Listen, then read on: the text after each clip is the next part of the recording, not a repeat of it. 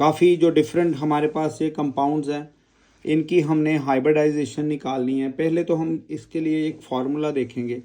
देखो, कभी भी हाइब्रिडाइजेशन आपने निकालनी है तो आपने करना क्या है जी, इसमें आपने एक फार्मूला लगाना है, वैलेंस इलेक्ट्रॉन फार्मूला।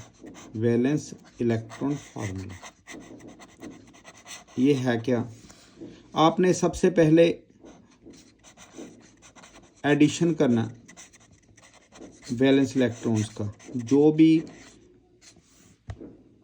यहाँ पे एटम्स होंगे, जैसे सल्फर और फ्लोरीन, वैसे मैं बता रहा हूँ, इनके जो भी वैलेंसी में इलेक्ट्रॉन्स है, जो वैलेंस शेल में इलेक्ट्रॉन्स है, उनको आपने ऐड करना है।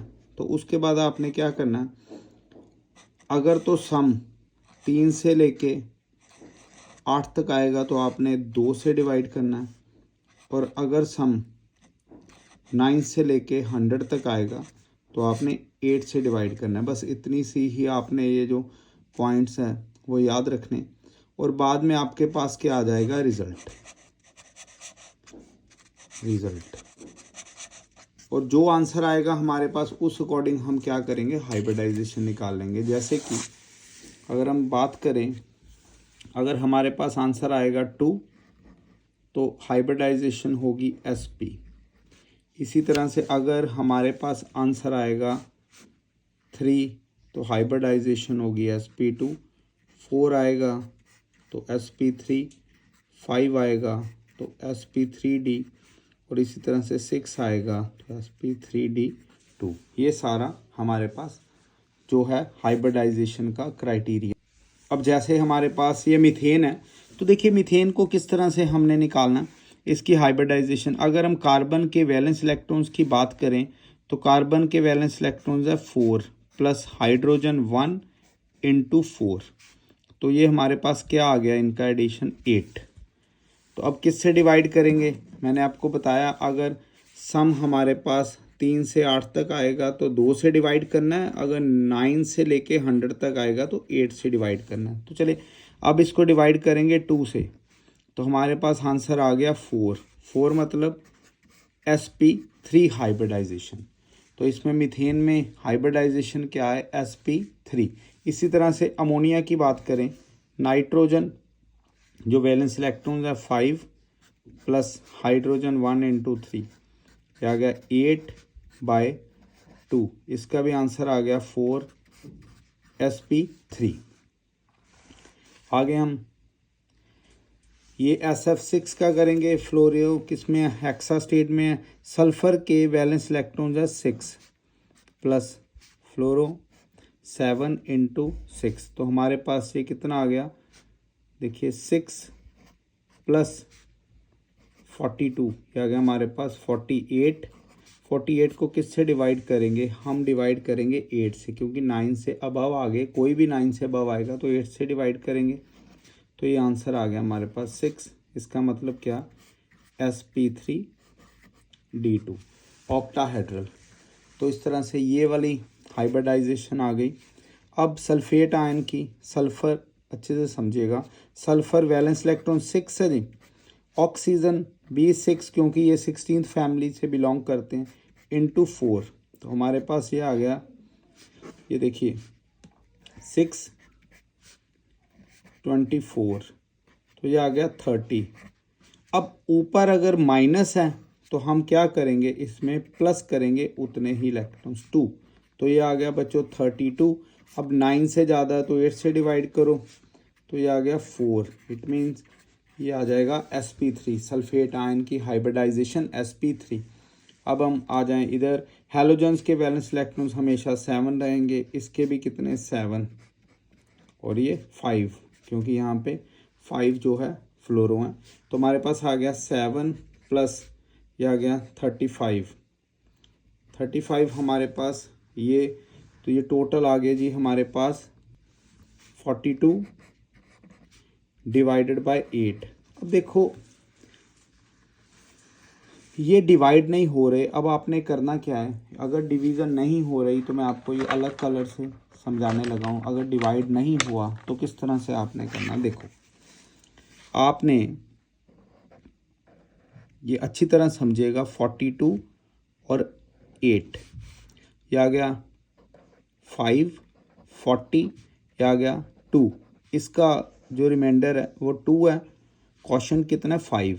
आपने ध्यान से समझना, अगर तो हमारे पास ये कोई भी रिमाइंडर इवन में आ जाए तो आपने इस इवन, चाहे यहाँ पे 4, 6, 8 होता, तो आपने इसको किससे डिवाइड करना है, 2 से।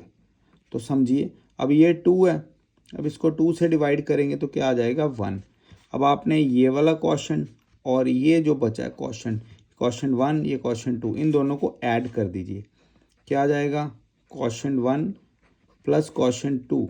इसका मतलब ये हुआ 5 + 1, तो बच्चों 6। इसका मतलब है इसकी हाइब्रिडाइजेशन आ गई sp3d2। तो ये इंपॉर्टेंट स्टेप आपने याद रखना। अगर यहाँ पे ऑड हो जाता तो सीधा ही आपने रिमाइंडर और क्वेश्चन को ऐड कर देना था, राइट। अभी आ जाएगी एक और एग्जांपल में। ये अमोनियम आयन है, nitrogen valence electron 5 plus hydrogen 1 × 4, तो ये आ गया 9। अब ऊपर प्लस है तो इसमें क्या करेंगे, हम माइनस कर देंगे।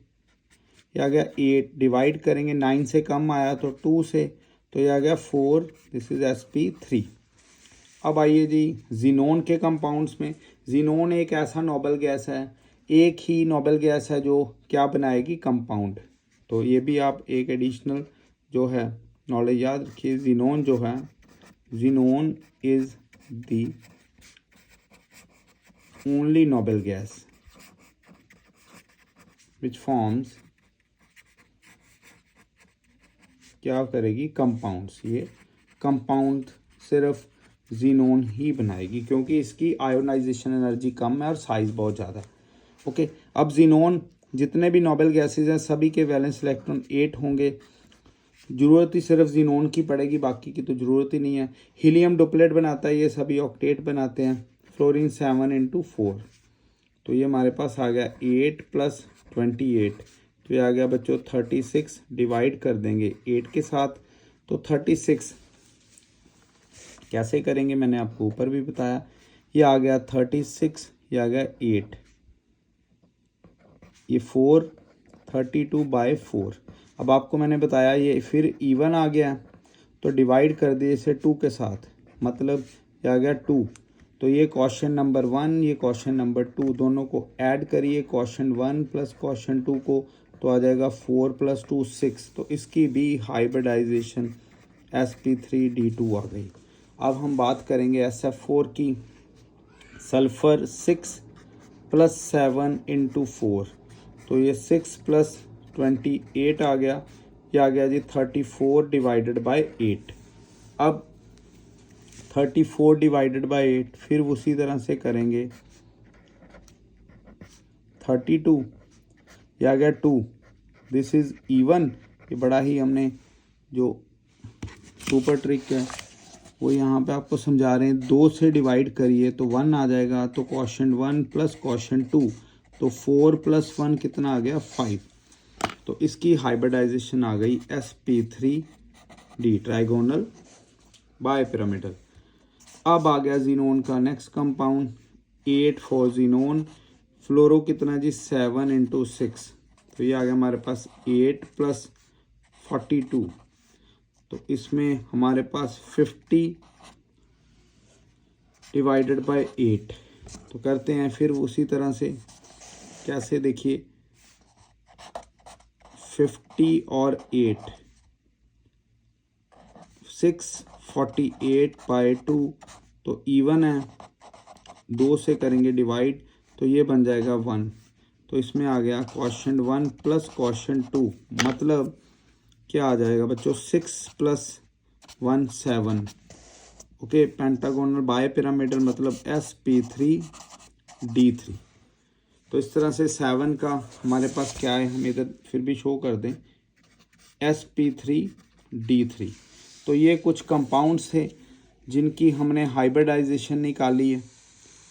तो इस तरह से इम्पॉर्टेंट कंपाउंड्स की कैटेगरी को हमने ओवरऑल कवर कर ही लिया है। ये ऐसे हमारे पास जो 9 कंपाउंड्स हैं या जो हाइब्रिडाइजेशन के केस में हमेशा ही पूछे जाते हैं।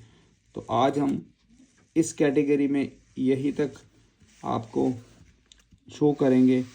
तो ट्रिक ऑफ द हाइब्रिडाइजेशन में आपने क्या सीखा कि अगर डिविजिबल नहीं होंगे तो ये क्वेश्चन 1 क्वेश्चन 2 आपने रूल लगा लेना। Thank you.